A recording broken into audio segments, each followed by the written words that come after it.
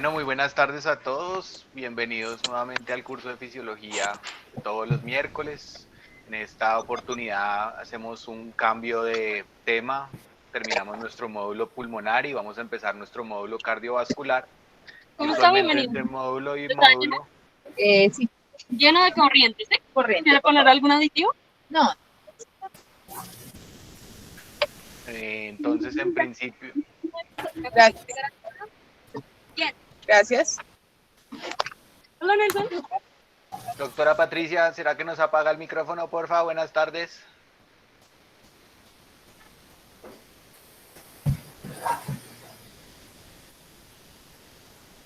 Listo, ahora sí, buenas tardes muchachos otra vez, bienvenidos al curso de fisiología. Como les estaba comentando, usualmente entre un curso y otro, módulos grandes, teníamos unos talleres que hacíamos de ultrasonido. Concordó que el grupo de fisiología de Medellín también estaba haciendo ultrasonido, entonces parece que estuviéramos repitiendo charlas, pero no fue a propósito, lo prometemos. En principio, entonces, este tema es un tema que queda aislado y se va repitiendo en cada módulo. Vamos a empezar nuevamente, entonces el primer tema del que vamos a hablar es el curso de ultrasonido, los principios básicos de ultrasonido para poder hacer ultrasonido en cuidado crítico pediátrico.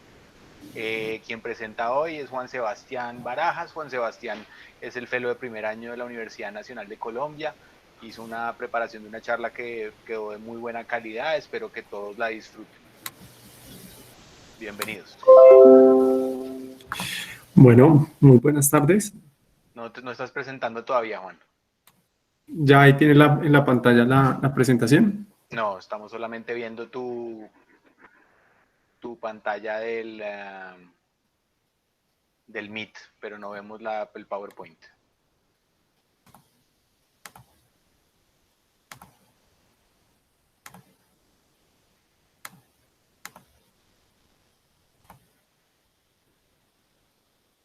Ahora sí. Perfecto. Ahora sí. Perfecto. Sí, perfecto, Juan. Arranca. Bueno, entonces muy buenas tardes. En la tarde de hoy estamos reunidos para darle inicio al módulo de ultrasonido. Vamos a iniciar con principios básicos de ultrasonido. Mi nombre es Juan Sebastián Baraja Romero, soy residente primer año de cuidado intensivo pediátrico de la Universidad Nacional de Colombia. Como lo dijo el doctor Pablo, este módulo está dividido en principios básicos, accesos vasculares guiados por ultrasonido, pulmón en ultrasonido y cardiografía. Hoy vamos a iniciar con principios básicos. La base física y tecnológica de la ecografía como herramienta diagnóstica se ha construido en cerca de 4 siglos. El objetivo de esta charla es describir cómo a través del tiempo se han incorporado nuevos conceptos y nueva tecnología para construir lo que hoy conocemos como ecografía a pie de cama. Iniciaremos con el siglo XVIII y XIX, donde hablaremos de los conceptos básicos de acústica y fenómenos de cristales. Pasaremos después al siglo XX, donde ya se introduce como el ultrasonido como una herramienta diagnóstico. Incluimos los diferentes modos y vamos a hablar cómo esta herramienta nos ayudó en primera instancia a nivel terapéutico y después diagnóstico. Y finalizaremos y ya aterrizaremos en el último siglo, nuestro siglo XXI, y hablaremos de la ecografía a pie de cama. La base estructural de la ecografía clínica es la acústica y sus principios fueron descritos por Robert Rayleigh en 1877 en una publicación, La teoría del sonido. Con la generación de este trabajo académico y la ayuda de John Daniel Colladon y Galton en los mismos siglos, se generó la acústica como una ciencia que estudiaba todos los fenómenos que ocurren con el sonido. El sonido es una onda mecánica que transfiere energía de un punto A a un punto B, produciendo una perturbación en un medio elástico. La energía se propaga a través de colisiones de partículas adyacentes que oscilan alrededor de la posición de la onda, generando un transporte de energía sin generar transporte de materia. Las características de las ondas descritas en estos mismos siglos encierran varios conceptos vitales para que nosotros entendamos qué es ultrasonido. En la gráfica observamos una onda en un segundo. La primera de las características es la frecuencia. La frecuencia está medida en hercios y se define como el número de oscilaciones o ciclos por segundo. Aquí tenemos una oscilación en un segundo, o sea, sería un hercio. En la gráfica también podemos observar la segunda característica, que es la longitud de onda. Esta describe la distancia recorrida por el sonido en un ciclo. Aquí la estoy señalando. A continuación vemos una onda en la cual tenemos una onda de alta frecuencia y una onda de baja frecuencia. ¿Qué observamos en una onda de alta frecuencia? Observamos que tiene una baja longitud, mientras que una onda de baja frecuencia tiene una longitud más prolongada. Al correlacionar, iniciar la correlación de esto con el ultrasonido, cuando tenemos ondas de alta frecuencia vamos a tener una mejor resolución, pero vamos a tener una disminución en la penetrancia. Mientras que tenemos ondas de baja frecuencia van a tener altas longitudes, altas penetrancias, pero baja resolución. Por último, tenemos las últimas dos características, la amplitud, que está definida en decibeles, y la velocidad de la propagación de la onda. Las ondas tienen varias formas de moverse en el ambiente. Las ondas cuando están en reposo, cuando hay una propagación transversal y una propagación longitudinal como tal. Solo los sólidos pueden propagar ondas de sonido transversalmente, mientras que todas las materias pueden soportar una onda longitudinal. De esta forma es que se mueve o se transmite el ultrasonido a través de los tejidos blandos y fluidos dentro del cuerpo. Otro fenómeno de sonido muy importante para la construcción de la ecografía fue descrito por el naturalista Lázaro Spallanzani, el cual está en la foto de la diapositiva. Él es conocido como el biólogo de los biólogos. Spallanzani se admiró por la capacidad de ciertos mamíferos para ubicarse en espacios muy oscuros. Para dar respuesta a este interrogante, él era un sacerdote, él capturó varios murciélagos en la Torre de Pavia. Lo primero que hizo con ellos fue cegarlos, y después lo liberó, dándose cuenta que los animales no tenían ningún problema en la localización. Después de eso volvió a hacer el experimento y lo que hizo fue dañar su conducto auditivo, lo paró, lo tapó, y lo que obtuvo fue que evidentemente los animales, los murciélagos, no podían localizarse y se estrellaban inmediatamente. Al evidenciar esto en este experimento, lo que generó fue la hipótesis de ecolocalización. Años después, con experimentos nuevos y tecnologías, se evidenció que hay muchos animales que se localizan de esta manera. Comprendiendo este concepto de la acústica y con la descripción de la ecolocalización, se hizo evidente que existen frecuencias de sonido no audibles para los humanos. De manera arbitraria se utilizó como este rango para definir un ultrasonido o un infrasonido. Cuando hablamos de ultrasonido, cuando estamos sobre 20.000 Hz, que es una frecuencia no audible para nosotros, o pues si lo pasamos a unidades, 20 kHz. Cuando hablamos de infrasonido, cuando estamos debajo de 20 Hz como tal. El ultrasonografía como herramienta diagnóstica se utiliza en una frecuencia de 2 a 10 MHz, que equivale a 10 a la 6 Hz. Es una frecuencia muy alta como tal. Y ya aquí nos introducimos en la creación y en el ultrasonido como tal. Después de todos esos avances del siglo XVIII y XIX, impulsados por avances de tecnología que se dan en el siglo XX a principio, el alemán Gore y Watkin de la Universidad de Bonn son los primeros en plantear el ultrasonido como herramienta diagnóstica.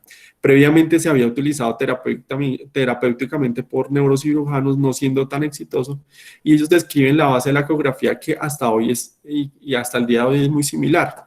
La ecografía se basa en un transductor, el cual va a emitir una onda. La onda va como tal, se va a generar por ese transductor. Ese mismo transductor va a recepcionar esa onda, y esa onda va a sufrir varios fenómenos a nivel del objeto, que aquí lo tenemos en la línea en rojo. Posterior a la recepción va a haber una interpretación por un sistema, el cual va a llevar todos estos fenómenos que están pasando a una escala de grises. El objetivo que vamos a cumplir a continuación es viajar con esa onda, llegar hasta el objeto, volver y describir cómo se recepciona, y por último hablar de la interpretación que hace el software. Pero antes de esto no podemos hablar sin tocar el tema del efecto piezoeléctrico, porque este es el que nos explica cómo un fenómeno mecánico se convierte en un eléctrico y viceversa.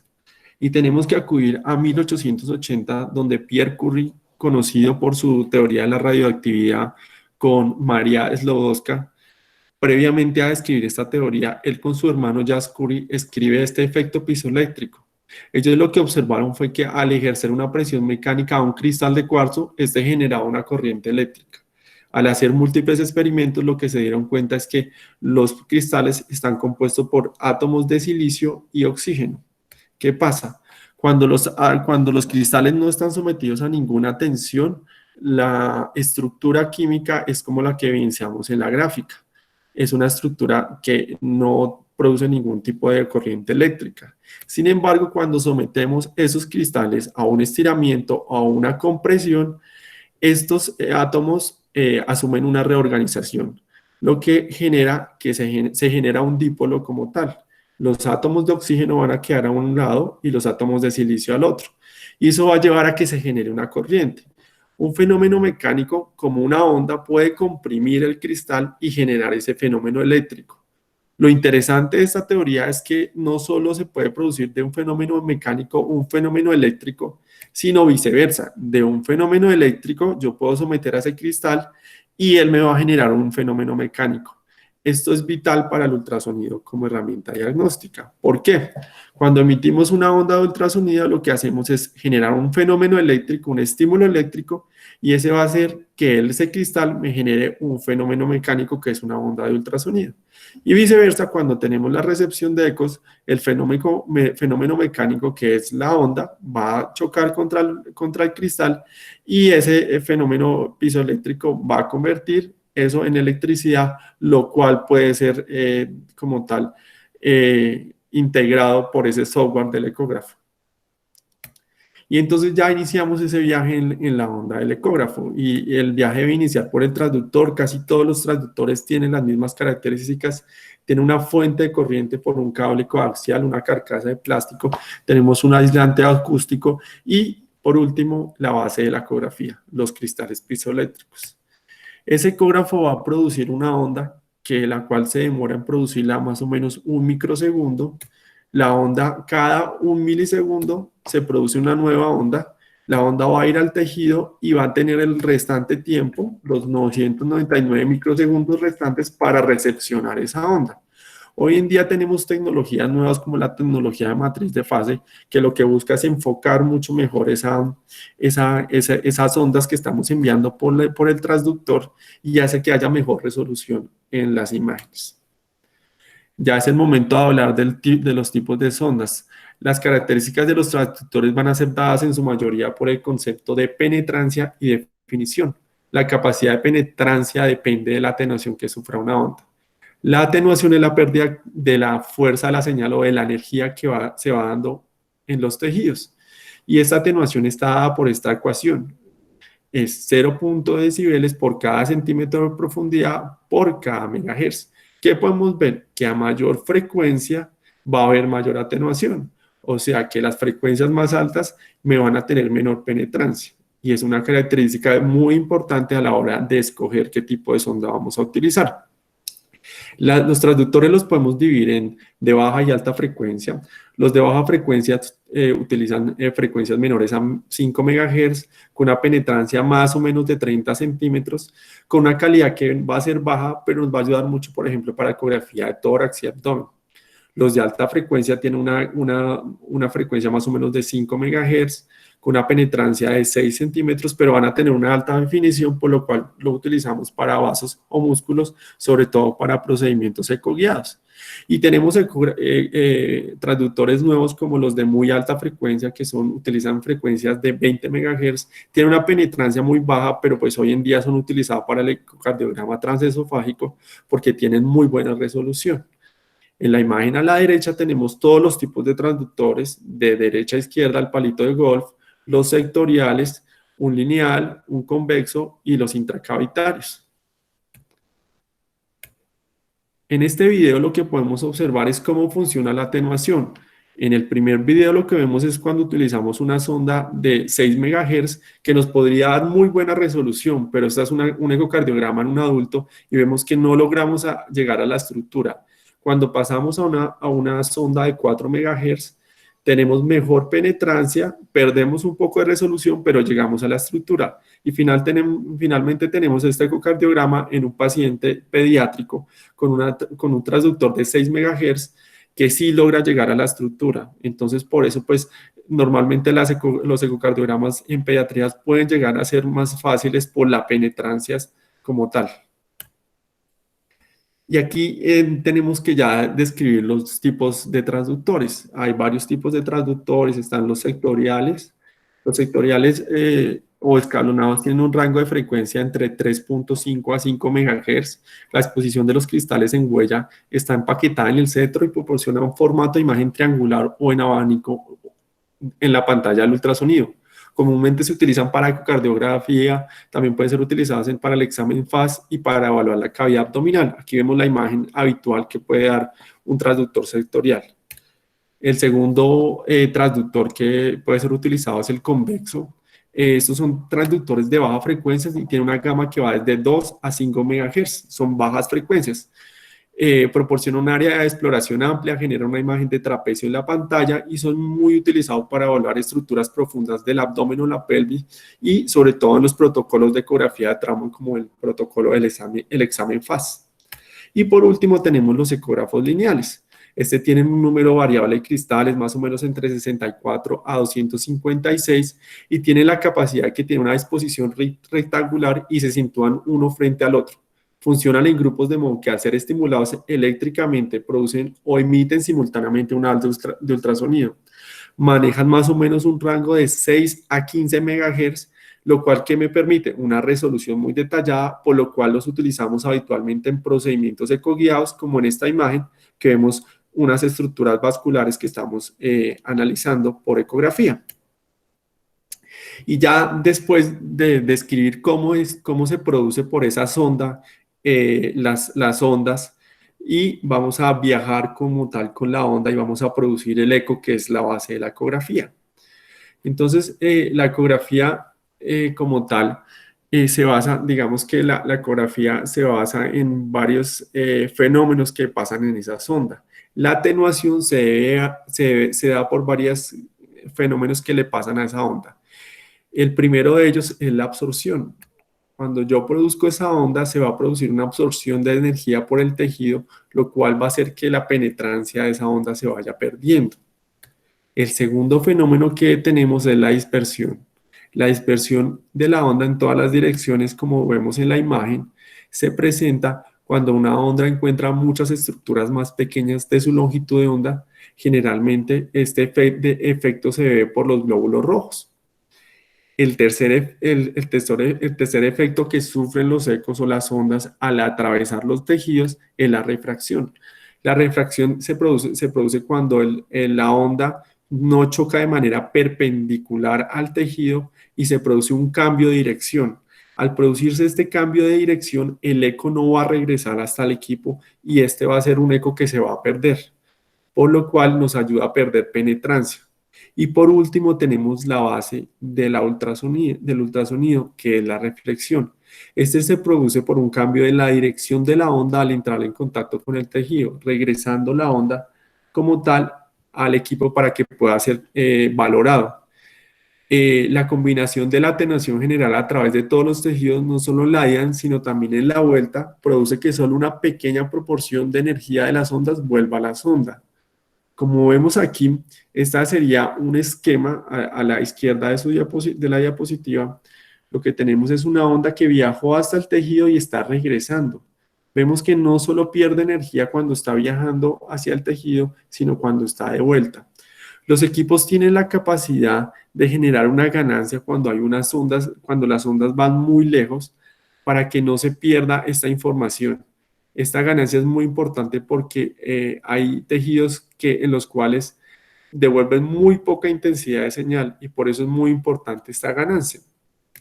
Por último, tenemos varios fenómenos aquí ocurridos con el sonido. Vemos aquí lo que puede ocurrir con el hueso. El hueso tiene una capacidad de reflexión muy alta, lo cual hace que casi todas las ondas regresen y no puedan pasar el sonido más allá del hueso. Y se pierde toda la información posterior al hueso. Aquí tenemos una ecografía, por ejemplo, de vejiga, en el cual casi todas las ondas atraviesan, por lo cual no vamos a tener ecos. Y en órganos como en el hígado se van a producir muchos efectos de refracción, por lo cual es muy importante que el evaluador trate de ubicarse de manera más perpendicular a la estructura para que tenga mayor reflexión de las ondas. Y aquí vamos a hablar de a profundizar en el efecto de la reflexión, que es la base de la ecografía. Vamos a poner un ejemplo de una ecografía de pulmón en la cual estamos haciendo un ultrasonido normalmente.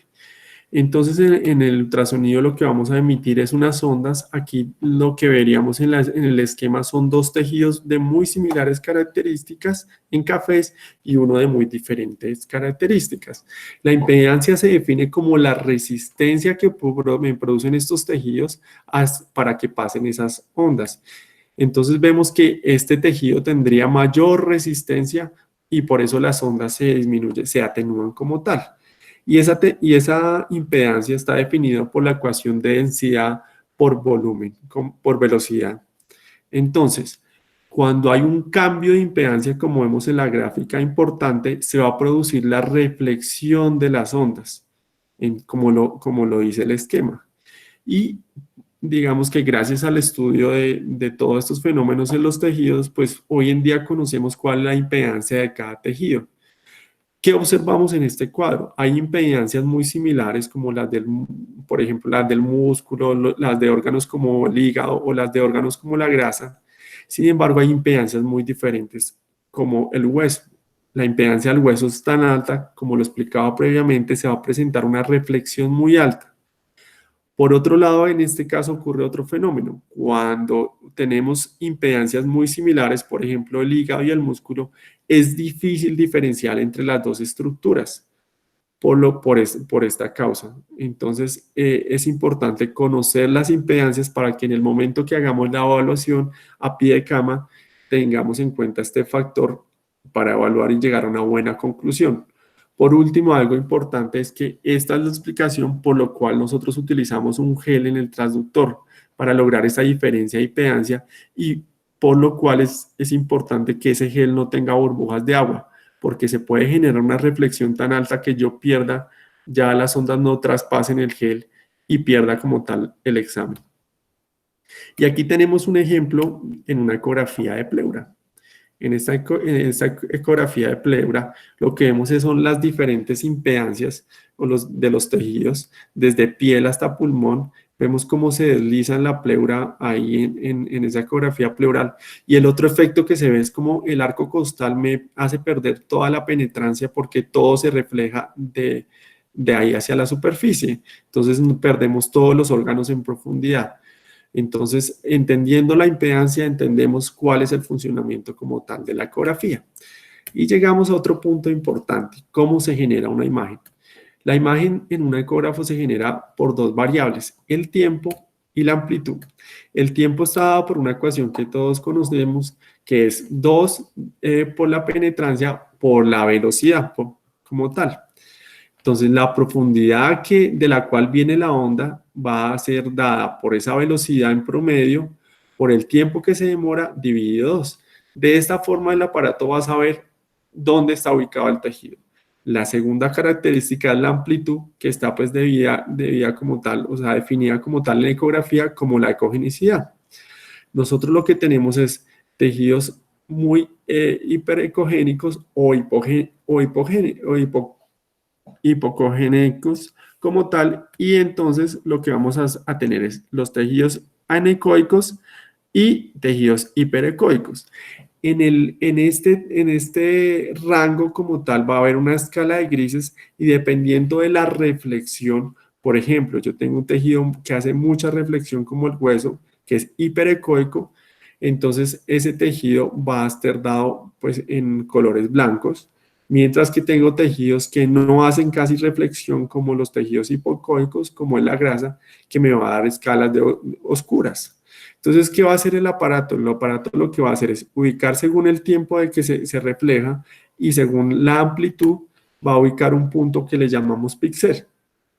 Y él va a empezar a llenar columnas y va a generar como tal una imagen, que es esta imagen de ultrasonido.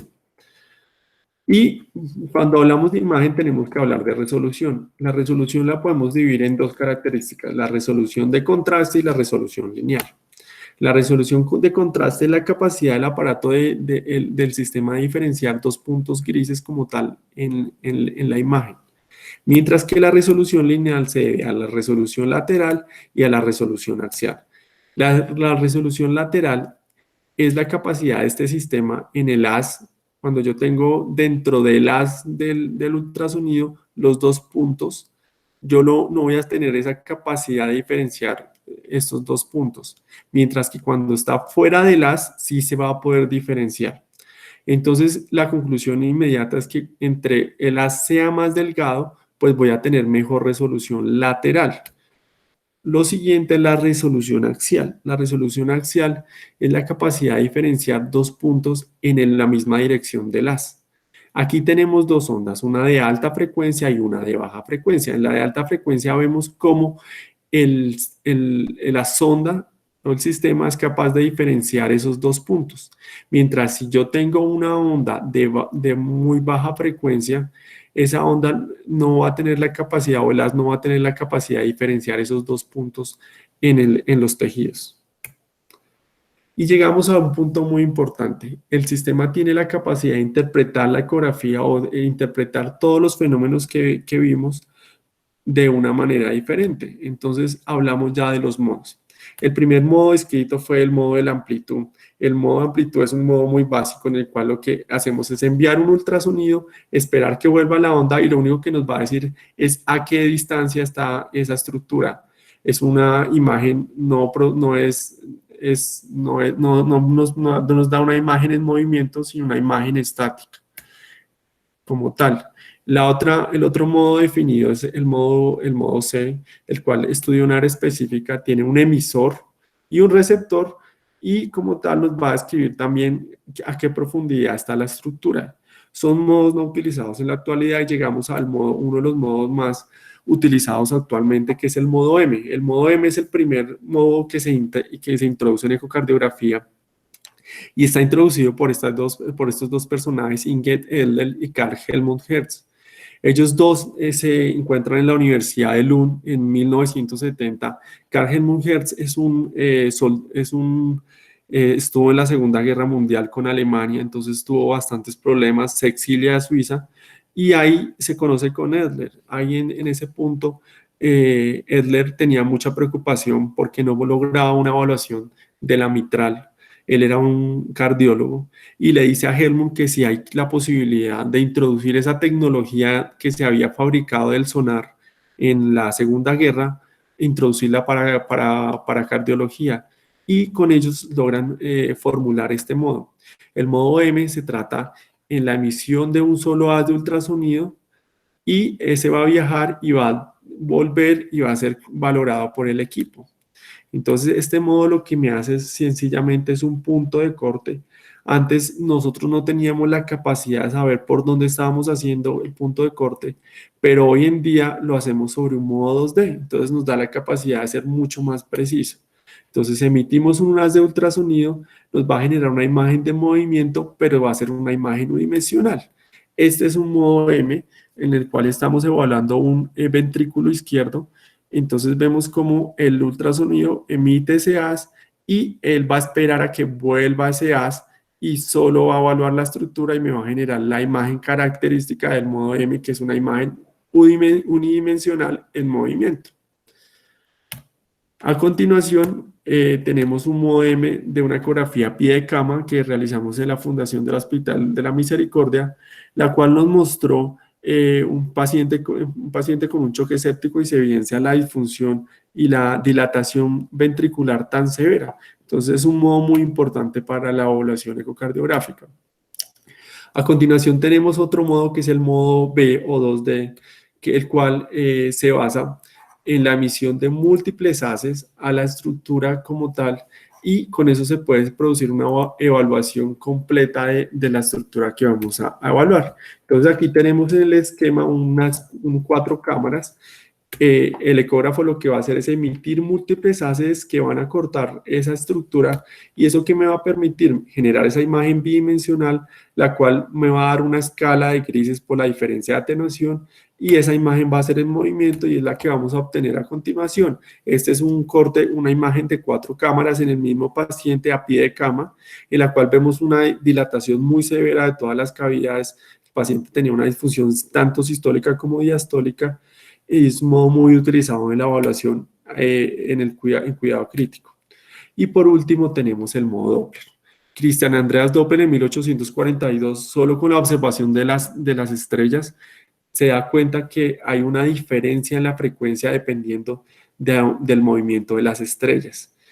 Él emite esta hipótesis y con la ayuda de un experimento que aquí tenemos en la gráfica una ambulancia, pero el experimento que él hizo fue en una estación de tren, y lo que puso fue a varios músicos en el tren en movimiento y a otros en la estación. A los que estaban en el tren los puso a emitir una onda, los puso a emitir una nota musical, y a los que estaban en la estación les decía qué tipo qué nota estaban escuchando. Con este simple experimento, él logró identificar que cuando se estaba acercando el tren, aquí la ambulancia, la onda se comprimía y se producía una mayor frecuencia, mientras que cuando se está alejando, esa onda se genera una dilatación como tal de la onda y se produce una menor frecuencia. Aplicado este fenómeno que se produce con el sonido, en el año 80 se introduce a la ecografía el fenómeno Doppler. Y gracias a que nosotros tenemos una estructura que son los eritrocitos que están en movimiento. Entonces, cuando nosotros hacemos una ecografía con el sistema Doppler, lo que hacemos es que vemos 2 efectos Doppler. El primero, cuando emitimos la onda, choca contra el eritrocito y tenemos un primer fenómeno de Doppler, y cuando vuelve se produce el segundo fenómeno Doppler.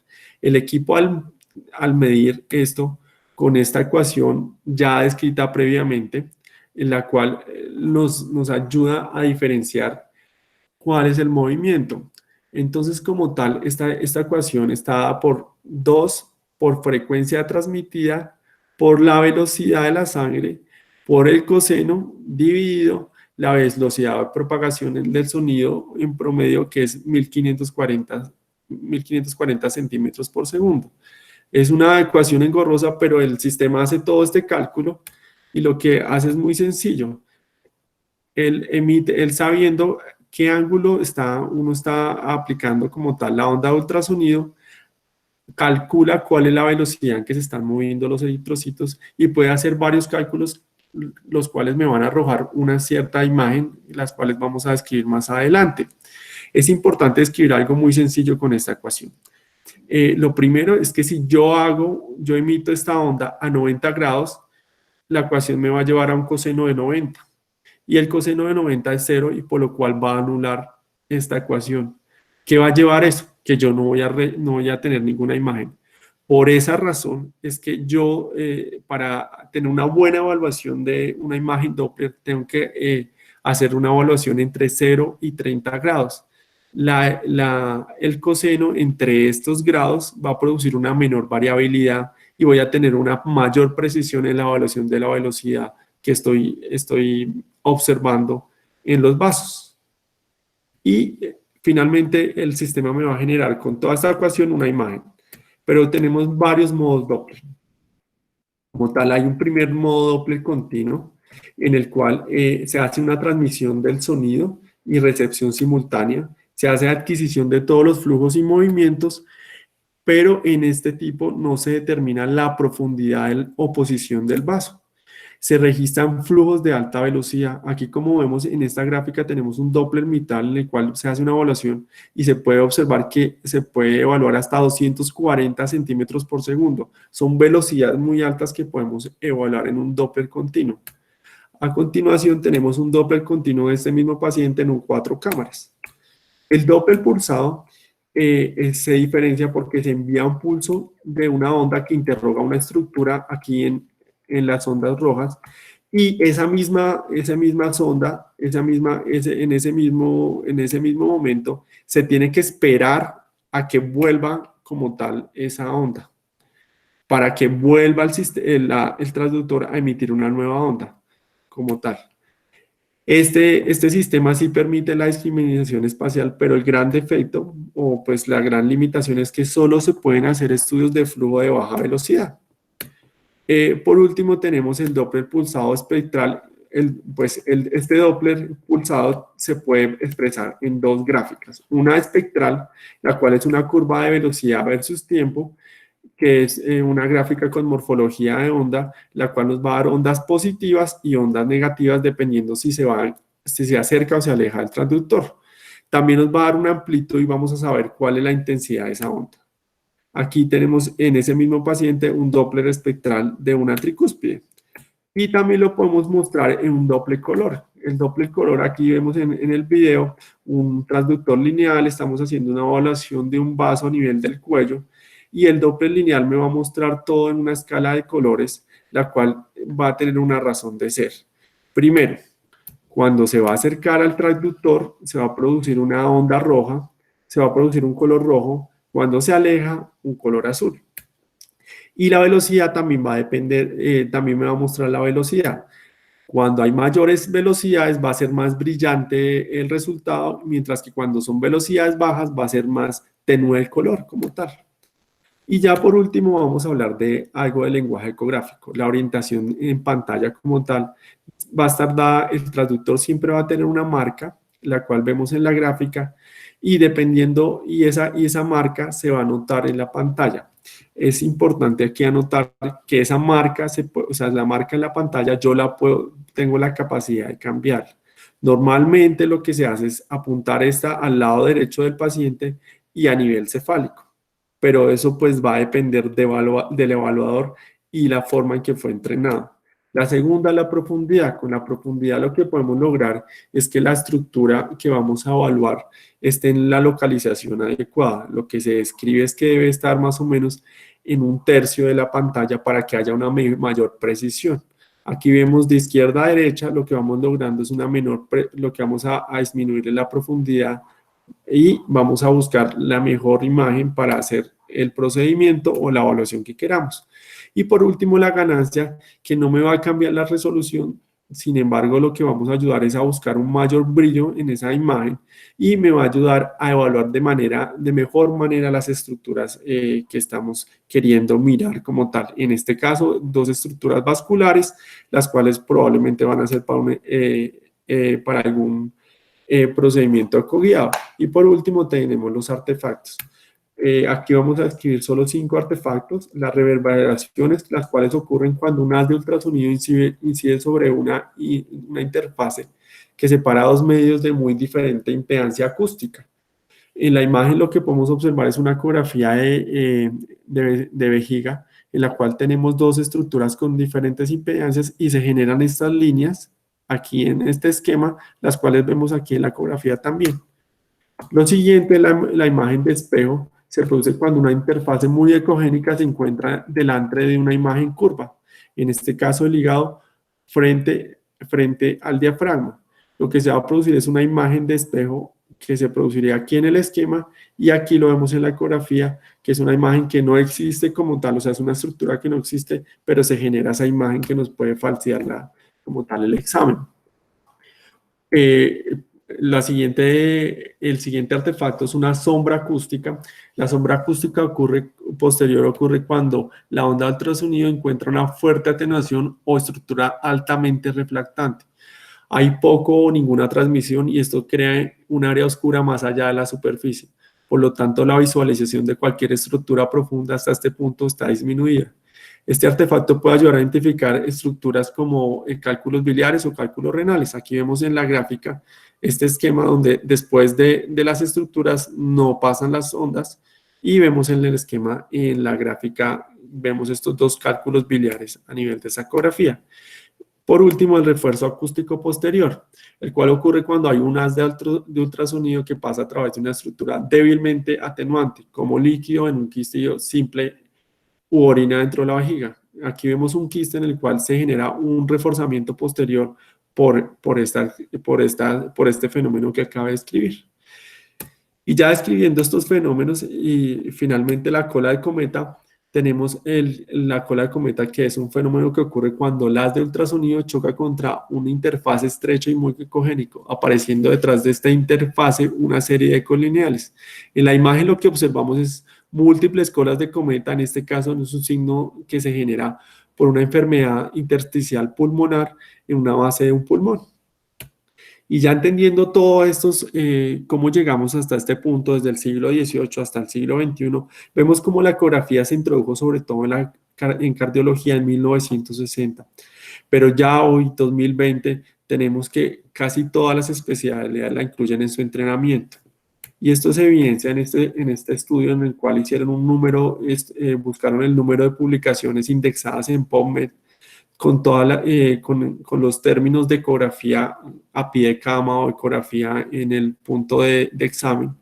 Aquí vemos en líneas rojas en el año, vemos con el otro término también versus año, y por último la línea en verde en los niños. Que observamos que más o menos después de 2010 se ha presentado un crecimiento o una mayor publicación y una mayor análisis de todo lo que tiene que ver con ecografía, y nos muestra la gran importancia que tiene entender los principios básicos y todo lo que nos puede aportar la ecografía. Y por eso este año se publica esta guía que nos da todas las indicaciones, recomendaciones sobre cómo debemos hacer una buena ecografía en pacientes críticos pediátricos y neonatales. Y hoy en día ya podemos hacer evaluación de diversos órganos y existen innumerables protocolos para pacientes críticos o en emergencias que nos ayudan a enriquecer nuestro diagnóstico y ser mucho más precisos como tal. Y con esto finalizamos.